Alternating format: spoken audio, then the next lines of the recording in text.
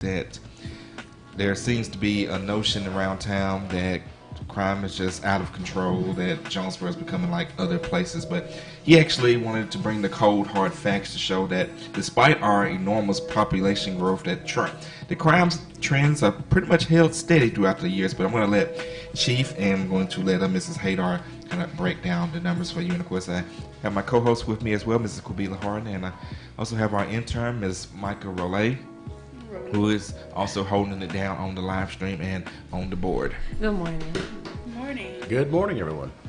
All right, so let's get started talking about these numbers. We know we've had a few incidents happen across, around the city, but that's not a representation of the whole.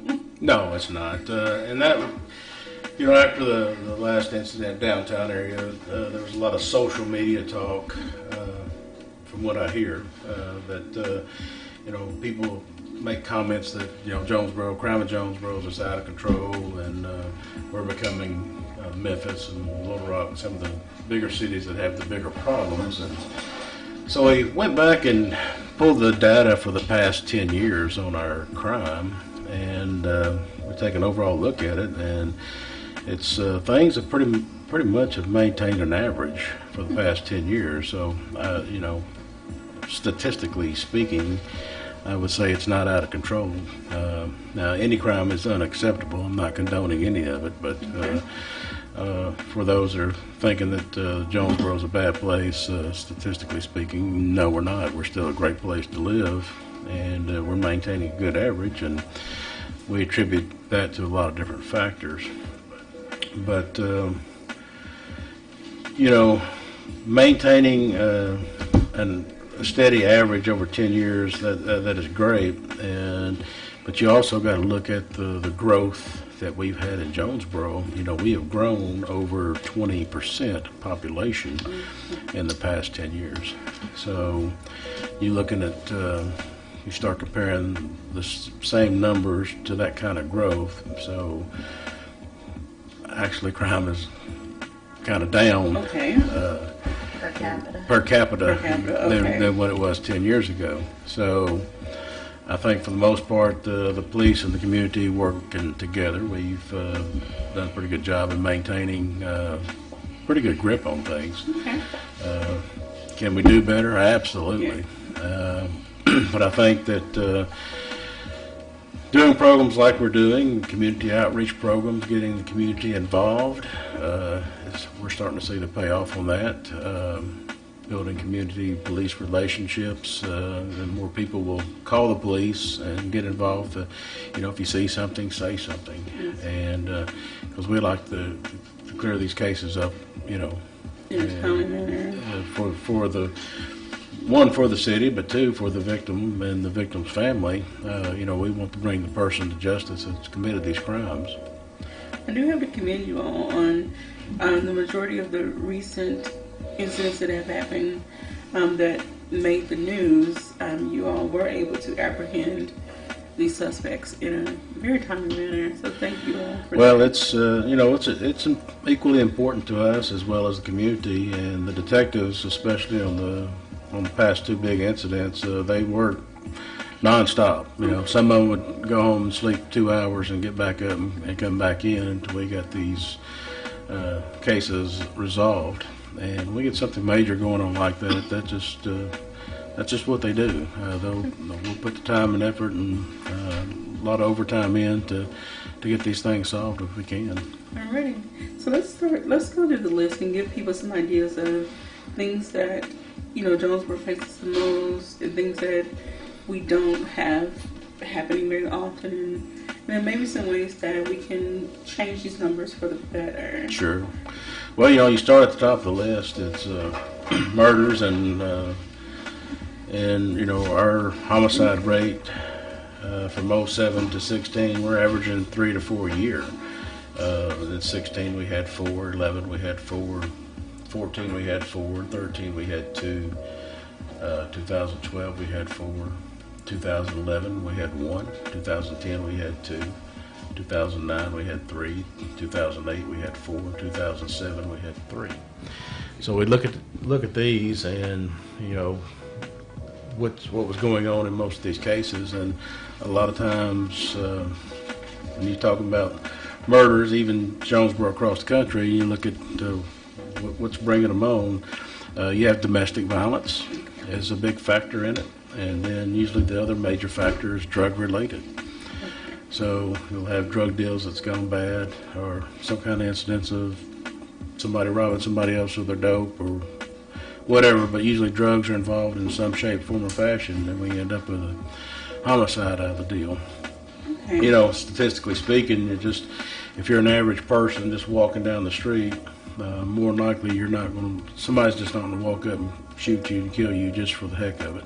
So we don't have one of those sniper situations? We don't have a sniper, or, we hadn't seen a serial killer in Jonesboro in several years. Now, many years ago, we did have a serial killer type person come through, and we had a couple homicides out of that.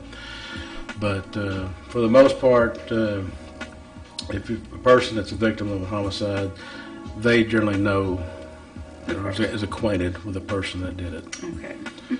So, Now, can you explain, for those that may not know, and I know they're not able to see the list that we have, but non-negligent and negligent manslaughter? Sometimes you get vehicle accidents, Okay. things like that.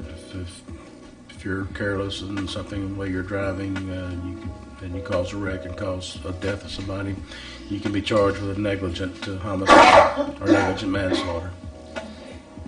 And what would be the difference between negligent homicide and negligent manslaughter? Well, depends on the situation. I mean, if you kill somebody accident, or if you get involved in taking someone's life in another situation by your negligent means, just depends on the situation. But that's the way it's classified out. Okay, so let's go down the list. So the next item, kidnapping and abduction. That's a little too high for my comfort level. I'm sure for anyone else. Can you talk about? Well, when you see cases, and again, these are cases that are reported and not necessarily substantiated at the end. It could be somebody took my kid, and most of we deal with child abductions. It's an estranged parent that's taking the child. It's not just a random somebody's taking a child. That's usually an ex-husband or ex-wife that does not have custody is taken, but that classifies as a kidnapping or abduction for statistics. So basically, any unauthorized taking of a child. Correct. And again, if you force anybody against their will, it could be you could end up facing a kidnapping charge. Even if I force Leganzi to go with me somewhere against his will, then that could end up resulting in a kidnapping charge. It may not necessarily be a child. Okay, so this number represents all. It could be adults, it could be child. Not everything, just children. Okay, I understand. So again, sometimes most of these things are resolved, and it's not just a random stranger abduction. Okay. Alrighty, some other items on this list which falls under major crimes against persons: forcible rape, forcible sodomy, sexual assault with an object, forcible fondling, robbery, aggravated assaults, and arson. Okay, aggravated assaults. That one's very high. Sure, those, and we get a lot of those. Those are incidents where somebody's pulling a knife or a gun on somebody and threatening that person. We get that kind of call weekly, seems like, and you see the numbers at pretty high. And most of the times they'll end up in arrest. Sometimes the person that's been threatened may drop charges or whatever, but once the police report is made, then that is a statistic. And what if it's in a case, there was a story, a guy was attacked I think he was initially robbed, but he was shot in the foot or something. He was injured in the process. Here recently, yeah. So what would that fall under several categories, even having one person? Well, it's the event of the robbery. Okay. So robbery would be the initial crime, and then okay. The byproduct is, yeah, he got hurt, but to substantiate robbery, the person used physical force, threats or violence or intimidation to steal or take property from that person. Mm-hmm. So when you present a gun and then subsequently shoot somebody, then that met the criteria of aggravated robbery, actually. Okay. So that enhanced the penalties for the suspect. Speaking with Jonesboro Police Chief Rick Elliott, we're talking about crime statistics in Jonesboro. If you have a question or a comment for Chief Elliott, you can give us a call at 870-277-1080. Once again, that phone number is 870-277-1080. You can also check in on our Facebook live stream with your questions and comments, and we have a couple of shout-outs. Shout out to David Nunez and Victoria Evans. And good morning, David and Victoria. Good morning. All right, I want to ask, we talked about, we've had detectives here before. Sure. But we've never really broken down, okay, well, first, are they broken down, major crimes, sexual crimes? Are there different divisions under the detective umbrella? No, the detective umbrella, for the most part, they handle all the general investigations that we just mentioned. Okay.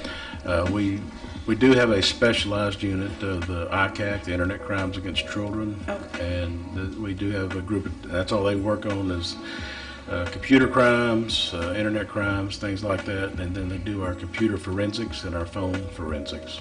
Forensics. So we can take phones and computers and go through them and retrieve information that we need for the case. So people think if they delete something, that Yeah. it's gone forever, but No. it's not.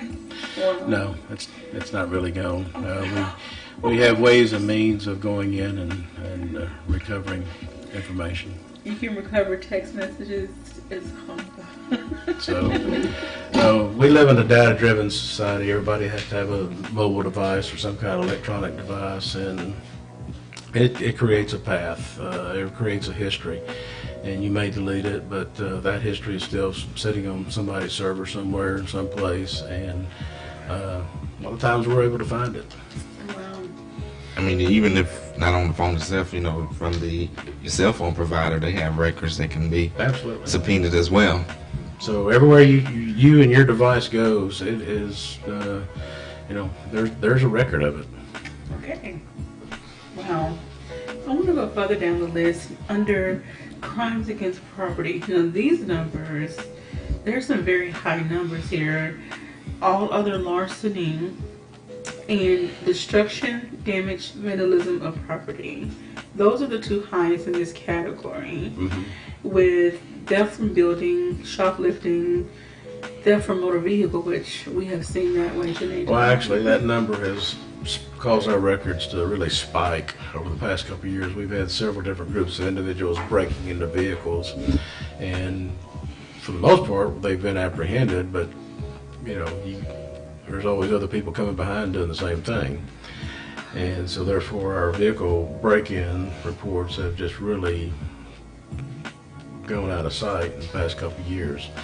So I think we're starting to see another little rash of it here in the past week, starting to pick up again. So we think there's another group that's checking vehicles. So this a lot of times these could be young adults doing this. Now that school's out, some of our juvenile crime activities will pick up because kids are idle throughout the day and don't have a structured environment, so they get out and get into mischief.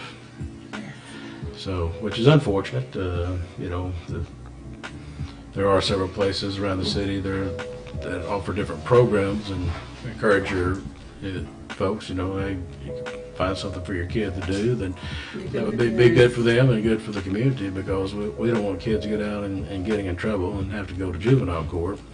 Okay. So I know several churches put on different things throughout the summer, and of course we have the pool on the Delta. The public library. Well, the library, we have different city parks that have the splash pads and things like that. And of course, our community centers are always open for activities. So, we just encourage kids to find something constructive to do instead of being mischievous throughout the summer. But it does happen, and once again, we encourage the people, if you see a child doing something that he or she shouldn't be doing, you're certainly welcome to call the police, and we can intervene if need be. Michael, you had a comment? I just wanted to add to that, alongside the public library, we also have brochures in the radio station if anybody is interested in the schedule for the summer. Okay. You have a summer guide for the public library. Yes, and for You the go to their website, or you can contact KLEK and get a copy of it. We have to get these kids. We've talked about this all the time. It takes a community to raise a community, to Absolutely. look out for the community. We have to stop taking this hands-off approach to anyone. Like, we always, I'm guilty of saying this generation of children are, start putting these negative labels on them. But we all have to do our one part to try to help reshape their mindset and their behavior patterns to hopefully guide them in a productive Absolutely. direction. Now these kids are so quick to talk back to you. You're not my mom, you're not my daddy, you can't tell me what to do. And there has to be someone bold enough to stand up to those individuals and say, look. But even they talk back to their mothers and fathers too. Well, that's unfortunate. They do, and they talk to the teachers the same way, and so the lack of discipline is causing a huge issue. But the sad part is it's going to cause issues for this child later on in life because there comes a point in time you get smarting off, and you may end up in jail. So, Or worse. or worse. Oh, yeah. I mean, so there's certain people that you smart off to, you're liable to get punched Yes. Or shot. or shot. So it's unfortunate. People, we need to go back to learning some basics in life, and the first one is respect for each other. And we start taking God out of the church or out of the schools, and people start straying away from the church environment, then this is what we're getting. And I think the quick solution is people need to get back involved in their church and in their community, and they'll see a difference in their child and the community. We have a couple of more Facebook shouts. Shout out to Melissa Tomley Elliott and Rachel Strong. Thank you all for tuning in.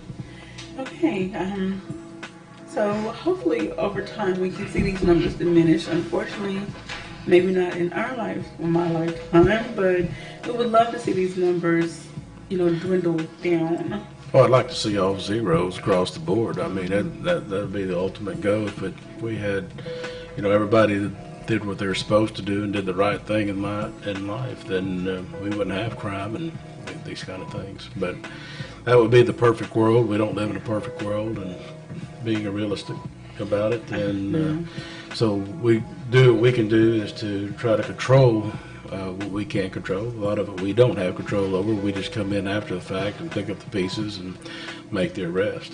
But like I said, it goes back to society, doing the right thing and raising your kids in the right way. And we could certainly cut down a lot of this. That's right.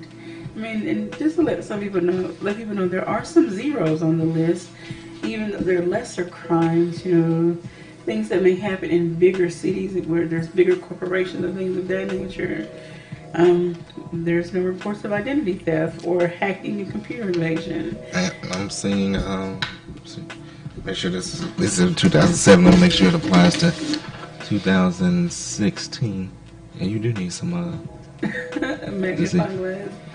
So just a question. but betting and wagering. So no gambling rings have been broken up lately. Yeah, right. It's, not saying there's not gambling going on, but, that's just one of those things that we've not encountered and haven't made an arrest on. So, Okay. yeah, I mean, let's be real, there's still people that gamble, but it's just not come across us or anything we don't have to deal with. So, therefore, it didn't become a statistic. Michael, you had a quick question as we get ready to go to break. So is impersonation along the same lines as identity theft? Where do you see that? Impersonation is close to the bottom Okay. of the welfare, but I guess Break we'll talk first about and it come when we back to Yeah, well, Chief said he'll answer it after the break, so don't go anywhere. This is Community Conversation. This is KLEK 102.5 FM.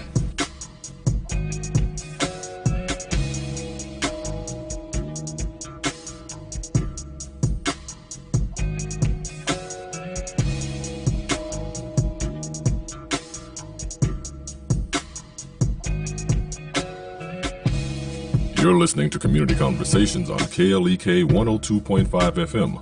We'll be right back.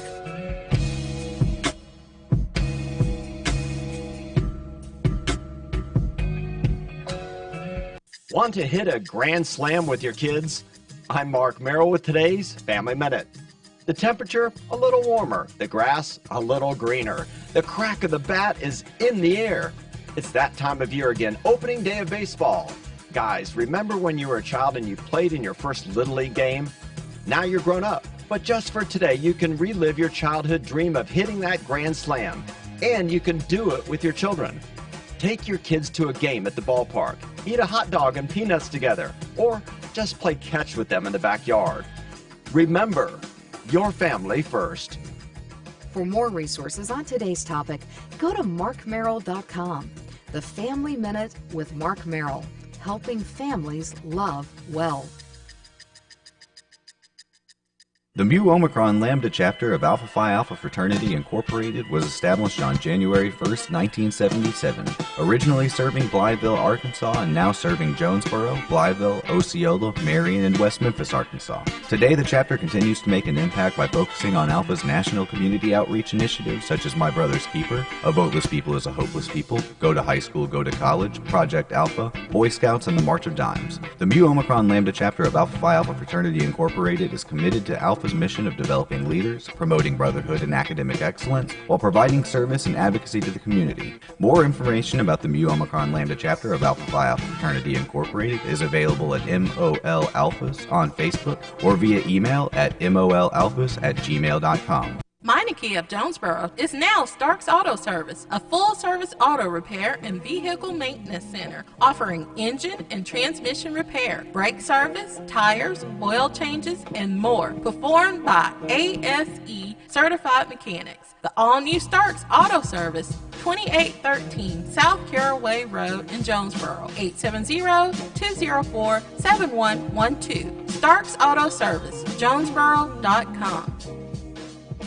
From the KLEK Community Calendar, OESPHA, Eliza Murphy, number 395, presents Fish Fry, Saturday, July 29th, 2017. Plates will include 2 pieces of fish, spaghetti, slaw, bread, and dessert. This will take place from 11 o'clock a.m. until 3 o'clock p.m. at the E. Boone Watson Center, 1005 Logan Avenue in Jonesboro. More information is available at 870-919-6634. Did you know KLEK has a brand new streaming app? That's right, you can listen to KLEK 102.5 FM anywhere in the world. The app is available for all Android phones and tablets, as well as iPhones and iPads. Just search your app store for KLEK and download the KLEK app for free today, and don't miss a beat of the education, entertainment, and empowerment on KLEK 102.5 FM. And now back to Community Conversations on KLEK 102.5 FM. It could have been And we're back a on long time ago. We're back on Community Conversation. As you see, we've been having a very spirited discussion off the air. We are joined by Jonesboro Police Chief Rick Elliott, and we have Mrs. Katie Haydar, who is the crime analyst from the city, who actually think did something we haven't had in a while. Was actually totally silent during a segment of Community Conversation, so we don't want to make her feel left out. Jump in anytime you feel. Well, I think Chief has been covering it pretty well. So. But I'll ask you this. I'll ask you this question because obviously you are the person who put all of these stats together. So kind of talk about what all is involved in putting together all these crime statistics, so that Chief and the public can, look at these numbers, because somebody has to do all the intensive background work to make it happen. Sure. Well, anytime there's a 911 call or there's a crime that occurs, someone has to fill out some paperwork. Okay. And so you've got our dispatchers who fill out the 911 calls, and we have our officers who fill out the report paperwork. Okay. And so all of that gets stored in a database. Okay. And I just strategically pull out. I feel like statistics is just strategic filtering of information. And so this particular report came from one of those canned reports that you can, click it and it'll auto add it up for you. And so I just pulled one for each year and put it into this spreadsheet. And then I did a few calculations to kind of show kind of what the range should look like, what the average is like, all that stuff I kind of added in, and that's what I do. When the officers do their report, is there a box where they check, based on these different crimes, is there something that they check so that it can be properly filed, so that you can go to a particular filing spot and pull out all the files for? Well, every report is classified. They enter the offense. That's called it's NIBR's reporting, and the part one, what we call part one crimes, that's the crimes against persons, the violent crimes. Okay. That's what we call the most serious. Then the rest of this, crimes against property, are part two. Okay. So it's kind of broken down even further. But when they write a report up, it's automatically coded.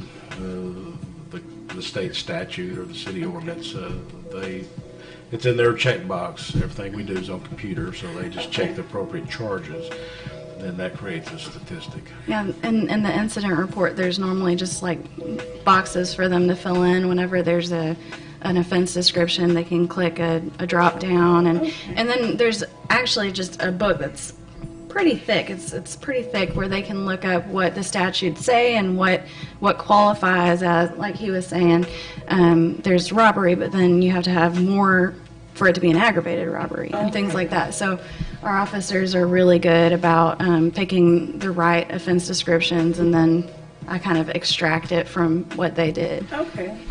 And if you look at the police blotter, which I'm sure that's what Katie's doing right now, when the reports are sent out to the media, it'll have different boxes like they were mentioning where all this information will be filled in. Okay. So before we went to break, I had a question about the impersonation. Yeah. As far as the impersonation versus identity theft. I only asked this question because I received 2 forms of mail. Oh, we have a caller. Just a moment. KLEK, who's this? Hello, good morning. How you doing? Hey, Miss Farrell. Hey, Miss Nora. Hello to the chief and his guest that's there with us. Good morning. Howdy. I know you're talking about something else right now, kind of off what I've got to say, but you know what I do, and I'm babysitting while I got a break. I want to give my little input. I had talked to the chief. I had seen him last week, and he said that they would be talking more about the crime and stuff in Jonesboro. I agree with the letter that was in the paper with the comments that he and the mayor made about Jonesboro not being really as bad as people think it is, and myself has been a lifelong resident of Jonesboro. I'm not afraid of Jonesboro. I don't think the crime is compared to other cities in Arkansas. But you were talking about the youth and the community and just what people need to do to keep them on target and not, get involved in stuff. I have several grandchildren in the Jonesboro public school system, and is one, as a matter of fact, that I'm very proud of. All of them I am. And he plays for Jonesboro High School, the winning state champs.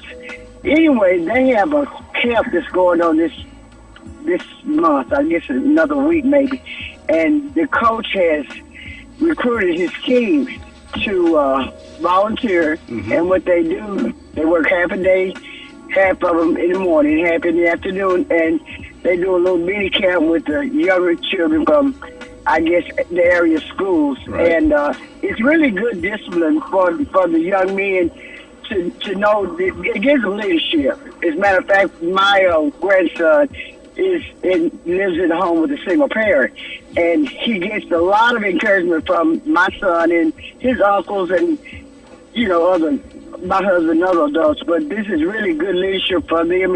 He doesn't work, and it keeps him, kind of basing out of trouble, and it makes him feel like he's doing something. Mm-hmm. And I applaud Coach Swift for doing this and keeping them in the right direction. And that's part of my community, one of my community leaders, and we should do more of that. You're correct. And that's all I had to say. Yeah. I'll be listening to y'all. Have a good day, everybody. Thank you, Ms. Farrell. That's an excellent point. Bye-bye. Excellent point she's brought up, that there are several programs going on throughout the community. And when you get these, especially these high school kids, get to mentor some of the younger kids in the community, that goes a long way, because the younger kids look up to these older kids, and they can relate better than a lot of times they can with an adult. And so it is a great program that's going on, and there's several different summer activities going on throughout the city. So just encourage people, for your child, if you're looking for something for your child to do, just start searching around. And like I said, there's plenty of things going on. City Youth's got programs going on, and like I said, the library and then different schools have some things going on. Fisher Street Methodist Church, they have a summer feeding program going on. If somebody's in need of, some free lunches, and they have that program. Dr. Coleman and his church over there have got that program up and running, and so they help out the community in that area.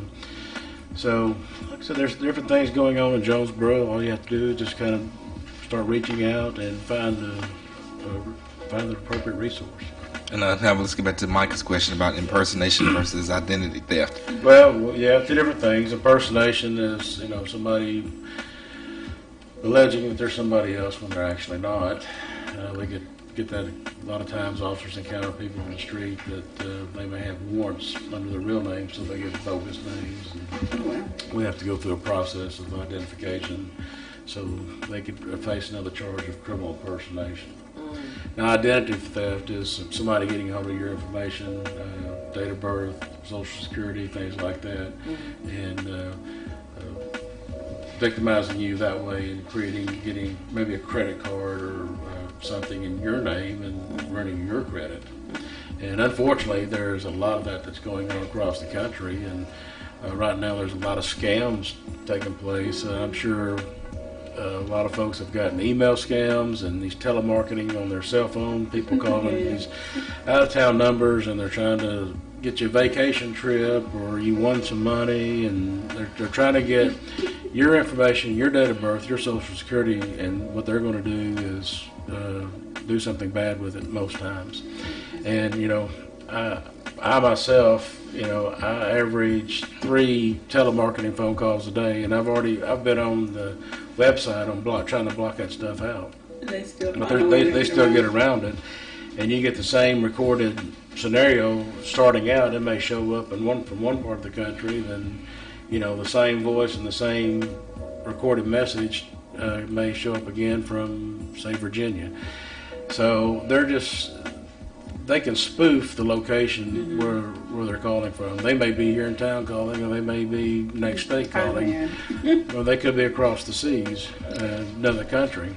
I have something I can say about that. Sure. I've been getting a couple phone calls recently of people saying, "I'm calling you back, you called me." And I haven't made a phone call to them. And I'll even look at my phone record. Someone's spoofing my phone number. And they can spoof any number. Sure. So this is becoming a problem, and so just caution people, when you get your emails, if you get a suspicious email, there's a lot of viruses going around on their emails.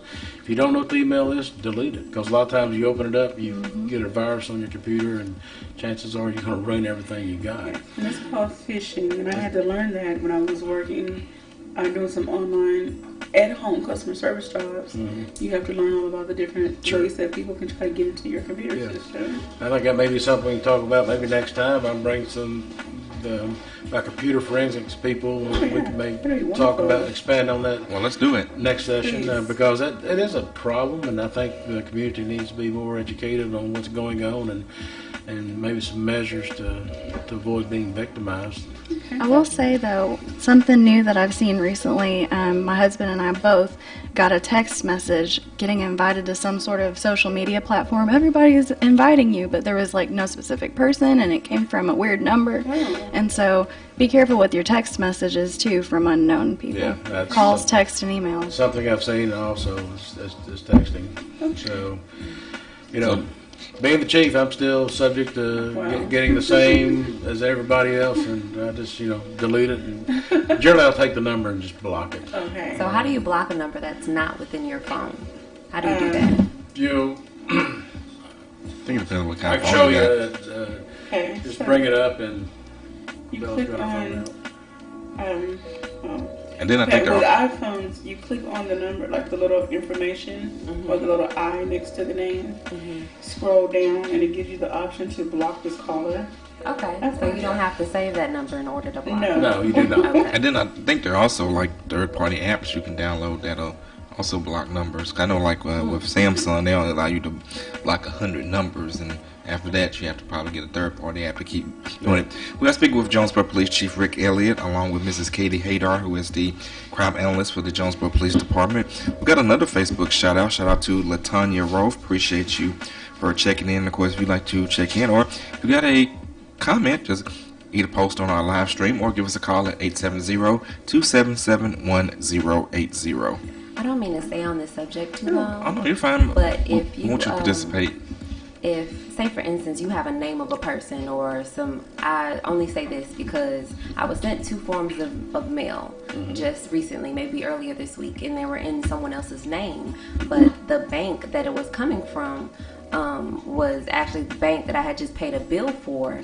And my question was, how exactly can I penalize these people or get in contact with someone that can? Because obviously they use my information if it came to my address. Right.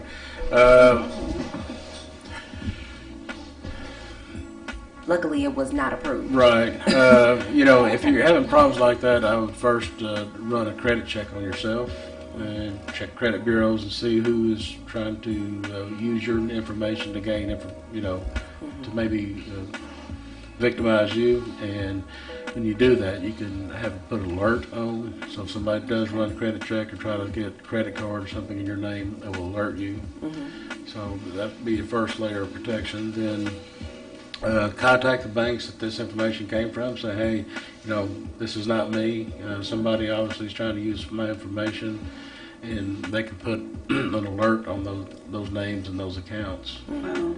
So, but people have to read their mail when things come in and pay attention to what's going on. And if you're in doubt about something, then contact the source that it came from to verify it.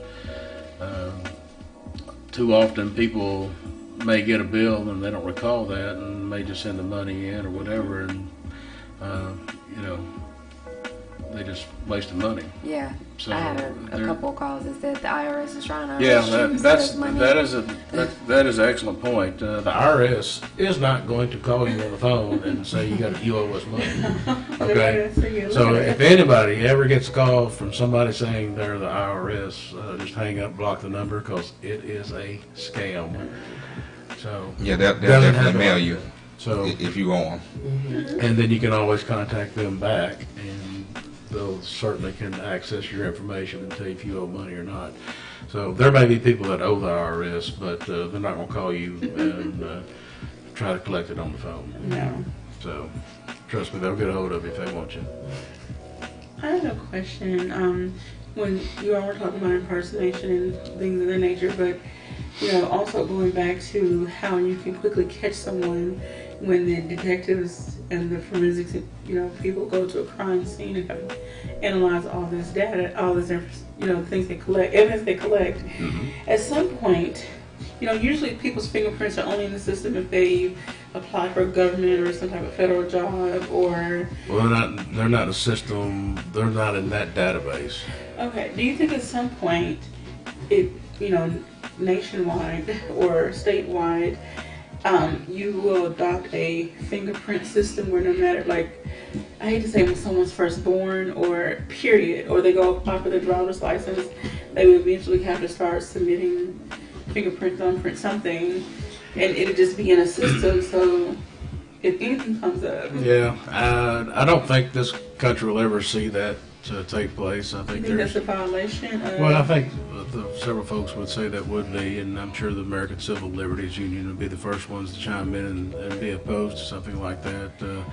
Some say that would be Big Brother watching out, and so, I mean, from my end of it, would that be helpful? Well, absolutely, but I just don't think that's anything we're ever going to see. The fingerprints that are in database on criminal records, that's what we compare prints to. That's on criminal records.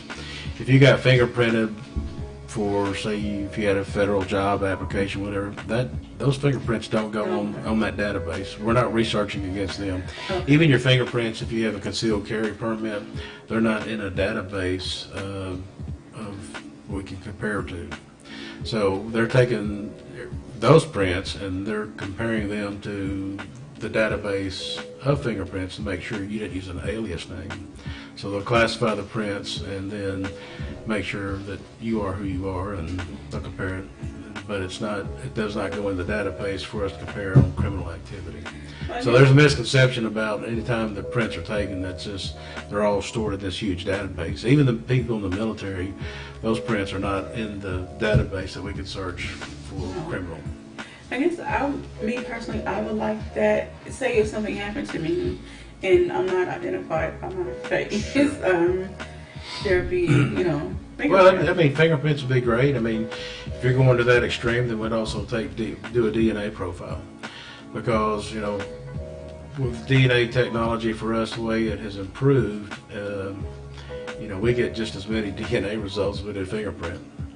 So, we may have a situation where, I touched something and the fingerprint's distorted because I smeared it, but also I've now left DNA behind. Okay. So I may not get a fingerprint, but I'm going to swab that area, and from the oil that you have left behind, I'm going to get a DNA profile. Okay. So our things have gotten better for us, and still don't have that Horatio 5000 though. No, we can't go back to the station and stick it in the computer, and in 30 seconds I have a name and address and pictures and all this stuff like on CSI Miami. But we can get results. It just takes a little bit more time than 30 minutes on TV. Alrighty. I wanted to go back to the list, and we have like a minute left, and I'll just throw these out there. Ones that caught my attention. One I need clarification on. Under other crimes, not reportable, none, NIBRS. NIBRS. Mm-hmm. What does that mean? I get to answer this one. Not reportable, non-NIBRS. So NIBRS is the code given to us by the FBI, and they gave us this list of citations and offense descriptions. But then in Jonesboro, we have our own city ordinances, okay. And so that's where this would fall. It's just lumping all of that into a category because it's not what we report to the FBI. It's just local ordinances, local rules, regulations, things like that. Okay. The FBI does uniform crime reports, and they're interested in two things: Part 1 crimes, Part 2. Okay. And anything else is these subcategories, and they don't really keep up with. Okay. So when you go pull statistics, get on their website and start pulling uniform crime reports, UCR reports in other cities, you're looking at Part 1 crimes, crimes against persons, and Part 2 crimes, crimes against property. So that's the key things that most people really factor on. So, with kind of with all that being said, and the reason why we're here today is that the main thing is for us is the Part 1 crimes, the crimes against persons. That's the key thing for any community, because if a person doesn't feel safe in that community, then they're not going to stay there or move there. Mm-hmm. And when you have industry and people wanting to move to your town, these are things that they look at. Yes. And what I'm saying is to anybody out there anywhere else, hey, Jonesboro is a safe place, safer than most places, and we encourage people to come to Jonesboro, bring your business to Jonesboro, because we got things under control for the most part. And with that, we'll be back with more. This is Community Conversations. This is KLEK 102.5 FM. You're listening to Community Conversations on KLEK 102.5 FM. We'll be right back.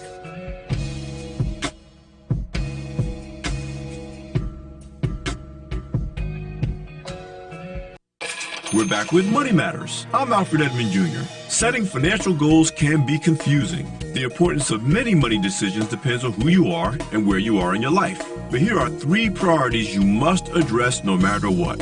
1, you must pay down debt. 2, you must establish an emergency savings fund equal to at least 6 to 9 months of either your income or your monthly household expenses, whichever is higher.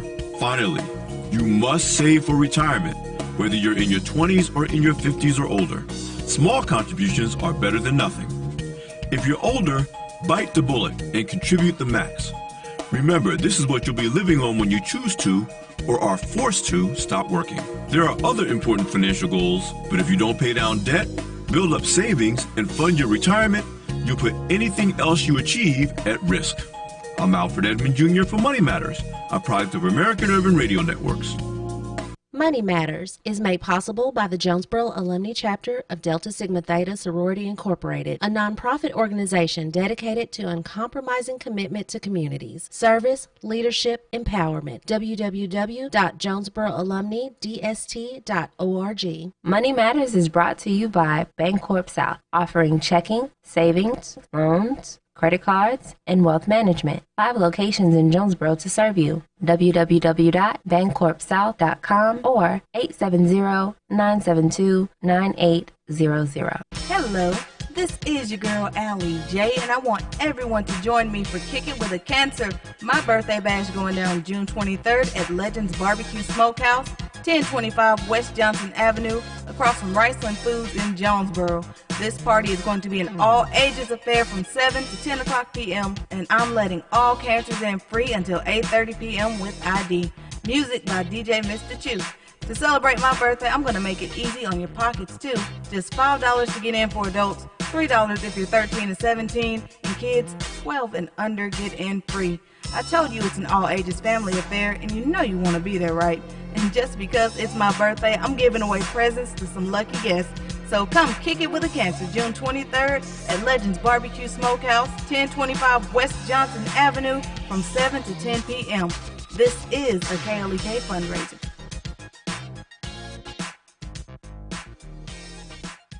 Arkansas Early Learning offers childcare activities and educational programs to children ages 0 to 5. That gives them a head start in life. Arkansas Early Learning is in the community at no cost. Applications at arearlylearning.org. That's arearlylearning.org or on Facebook at Arkansas Early Learning. Arkansas Early Learning is a nonprofit organization. When a woman gives her all to a boyfriend, she is hopeful about the future. Marriage was in her future plans until she received some shocking news. Now with her dream shattered and life altered, she has to pick up the pieces and move forward. It was in this experience that she realized that love has no protection. KLEK 102.5 and Massey Production presents the inspirational gospel stage play, Love Has No Protection, a story that will inspire you, renew, and reaffirm your faith. Featuring performers from all over Arkansas, Texas, and Louisiana, 7 p.m. Saturday, June 24th at the Arkansas State University Student Union. Tickets are $10 in advance, $15 at the door, and can be purchased at KLEK, Cool Cuts, and online at www.klekfm.org or by calling 870-277-1080. Bring the entire family Saturday, June 24th to the Arkansas State University Student Union to see Love Has No Protection, the inspirational gospel stage play, 7 p.m. This event is a KLEK fundraiser. Just added a special 3 o'clock p.m. matinee show. That's right, now it's going to be 2 shows, 3 o'clock p.m. and 7 o'clock p.m. The hit gospel stage play, Love Has No Protection, coming to the ASU Student Union Centennial Hall, June 24th. Don't miss it. Support for KLEK is brought to you by Fullness of Joy Ministries, 2120 Thorn Street, Jonesboro, under the direction of Bishop Adrian Rogers and co-pastor Susan Rogers. www.fjministries.org. And now back to Community Conversations on KLEK 102.5 FM.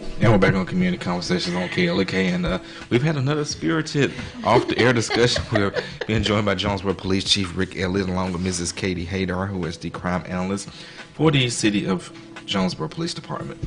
Alrighty, so we have been going through some statistics over the past 10 years for the City of Jonesboro, and like Chief Elliott was saying that, you know, they really try to focus on the top 2 tiers, which is major crimes against persons and crimes against property. Not that the other crimes don't matter. Of course they matter when it comes to overall statistics of the city and, you know, gauging how we are as a whole. Sure. These things matter, but, you know, we really try to keep an eye on the crimes against persons and property.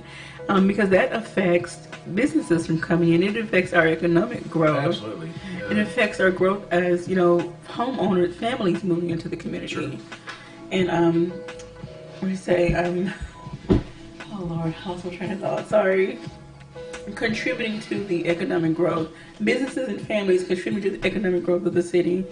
Those top 2 tiers play a major role. Sure. It's all about quality of life in the city that you live in.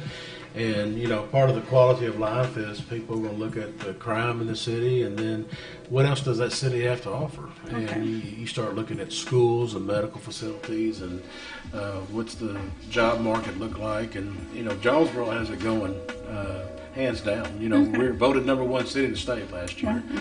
And we have 2 large medical facilities going for us. We have a great university out here going for us, and a lot of great industry in the area.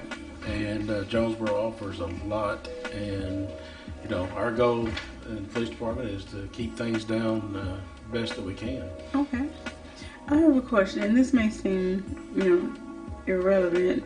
For our area, since we're not such a huge, I'm not going to say we're not a metropolitan area, maybe based on national criteria, we're not quite a metropolitan area.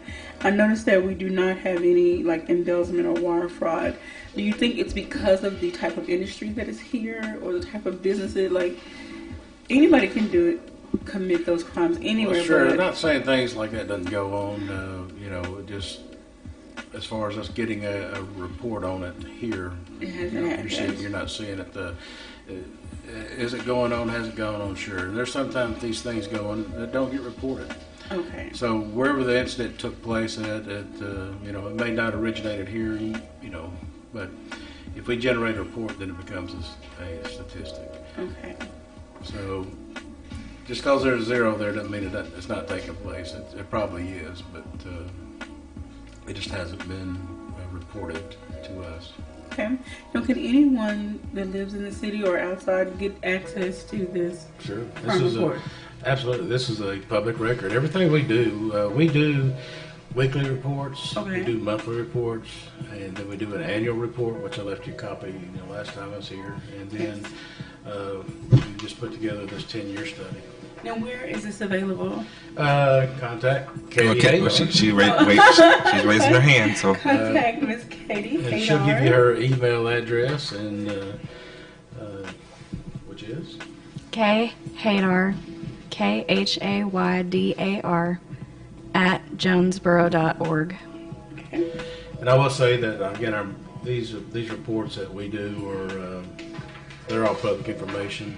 Now, if you're wanting stuff, specific data ran, then we're not going to get into running specific data for individuals. Okay. That's too time consuming for her. I'm only one person. Okay. Our basic reports, that is freedom of information, so that is a public record. We're not required to put together records under freedom of information just for specific. If it's a record we have, then it's available to the public. Okay. So we don't have to generate it or build it for you under FOIA, but if it's already there, you certainly have access to it. So if anybody's interested in receiving that, then they can contact her and put her on the mailing list. Okay. Now I want to ask about, on the list on the property is burglary, breaking and entering, and then some other things under that, but then what is all other larceny? Just other theft, different kinds of thefts. Yeah, it's a catch-all for anything that doesn't fall under any of these specific categories. Okay. Burglary, that's breaking into a occupiable structure, either commercial or residential. B&E would fall under the vehicle or like your storage shed. That's not an occupiable structure. So a little bit different offense. It's still a felony offense, but the penalty is a little bit different. And I'm kind of shocked to see the one false pretenses, swindle, confidence game. Those numbers are kind of high. Can you explain more about what that is? It's under crimes against property. It says false pretenses, swindle, confidence game, right under counterfeiting and forgery. Just again, false representation. People's been swindled out of their property, scams, things like that. So some of that fraudulent stuff we've talked about. Yeah. Email and phone call. It is going under those categories when we have these things are reported. So that's where it's showing up. Well, Chief, Mike, did you have a comment? Well, Chief, we got a couple minutes left, so anything else going on with JPD? I know we just recently completed a CPA class. Absolutely. We had, we're up over 150 graduates of our CPA class at this point. So that's a lot of folks, and we appreciate the citizens that's been involved in that program. We will be hosting another CPA session this fall. So next session or two, we will start really promoting that to get people to sign up for the Citizen Police Academy. You can go online now and go ahead and sign up if you have an interest in the program. I don't think the dates have been set just yet, but there will be a fall session. We run the session twice a year, one in the fall and one in the spring. So again, if you're interested, get on the Jonesboro Police Department website, or you can contact Sergeant Cassie Brandon, who is our community outreach officer at the police department, and she can get you the information. And what about fall police testing? Well, we're just finishing up the spring testing. We're doing interviews today, and we'll be hiring in July to fill the few slots that we have. How many slots do you have right now? Right now I have 8 openings. Okay. We've had a couple of officers retire, and a few others leave on take some other jobs. So we currently have 8 openings, and we will fill those out of this batch that we just tested. So it takes several months to get through, once we do the test, to get through the backgrounds on all the applicants. And then we're at the final stage of the interviews that started today. Okay. So looking forward to getting to meet these new officers. Yeah. Any community outreach? Right now, community outreach, we have working on a program with Adrian Rogers at Fullness of Joy Church coming up on the 17th. We're going to have officers over at the church. We'll do a little cooking, some hamburgers and hot dogs, and just to be with the church and that community over there. And we'll provide more information there, but we got to stop it right there. Have a great and blessed day. This is KLEK. Thank you for listening to Community Conversations on KLEK 102.5 FM, a program focusing on the people working to make the Jonesboro community a better place while